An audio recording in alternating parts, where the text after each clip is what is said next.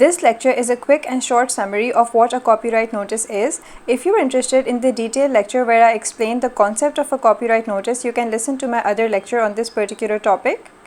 So a copyright notice, which is usually a simple C sign that you can see on the screen, where the C stands for copyright,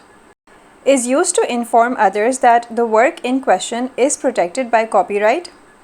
However, remember the key point, that is, copyright protection is not restricted by or contingent on formalities, by which I simply mean to say that it's not dependent on any formalities such as copyright notice or copyright registration. So in short, even if your work is not accompanied by a copyright notice or has not been registered with the relevant copyright authorities, despite that, you are still entitled to copyright protection.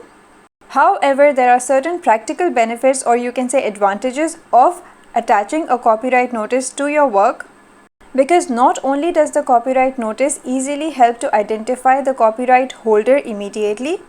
but the main point is that if a work is marked with a copyright notice, it states explicitly that the work is protected by copyright, and therefore it immediately tells all of the copycats out there in the world that your work is protected by copyright, so they should stay away.